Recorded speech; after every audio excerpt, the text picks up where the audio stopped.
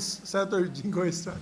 Thank you, Mr. President. Mr. President, the mere mention of BTS, Jewel in the Palace, Squid Game, Gangnam Style would probably elicit scores of reactions among members of our staff and among the general populace.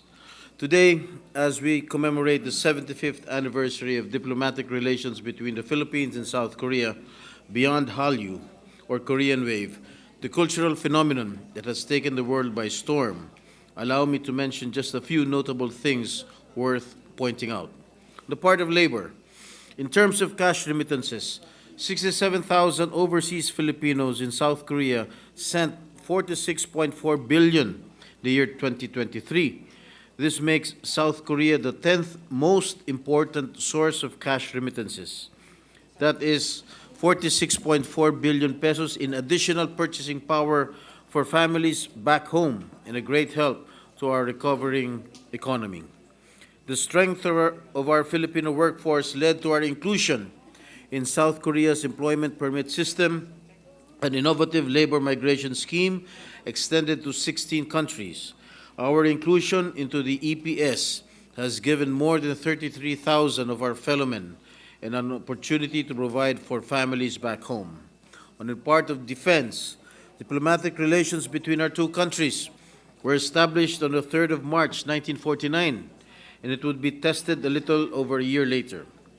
When the Korean War broke out in 1950, the then President of the UN General Assembly, Carlos P. Romulo, advocated for the international defense of South Korea before the Assembly on the 25th of September 1950.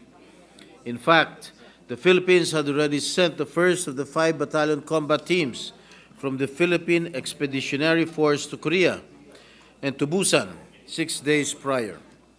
Today, 2 memorials stand in Goyang City and in Yeoncheon County in commemoration of the courage and bravery of our fellowmen, honoring over 7,400 who have fought valiantly alongside South Korean soldiers for independence and for support and preservation of democracy.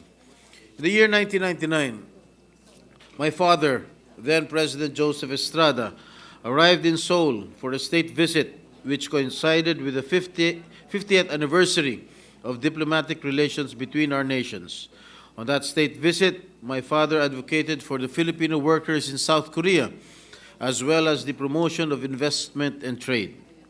Then President Kim Dae-jung expressed hope during that meeting that South Korea would be able to participate in the modernization of the Philippine Navy, which has since been realized. In fact, in 2023, they have partnered with the Armed Forces of the Philippines by building the Navy's first corvette, which we hope will soon allow us to take a bolder role in upholding stability and security in the Indo-Pacific region. On the part of trade, from a security partnership, we have seen our relations flourish in terms of economic interests by way of the signing of the Philippines-Korea Free Trade Agreement September last year. In terms of trade, Mr. President, South Korea remains a top trading partner, ranking 5th in terms of total exports for 2023, amounting to 3.5 billion US dollars or 196 billion pesos. In terms of tourism, South Korea ranks number 1 in foreign tourist arrivals, totaling 1.4 million in 2023. That is over 1/4 of overall tourists arrivals last year.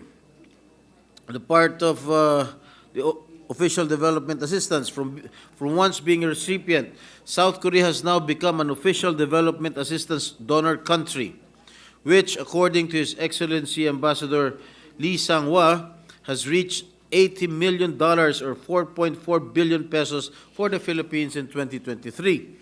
Ambassador Lee refers to this continued form of support as an investment in security and prosperity, an engine of growth that creates jobs, expands market, and helps countries in transition.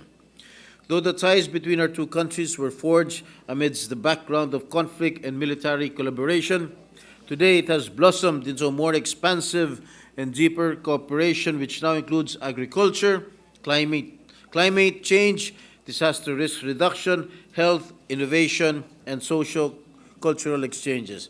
For 75 years of friendship and cooperation, and to many more, allow me to say, Kamsam Hamida. Maraming salamat po, Mr. President.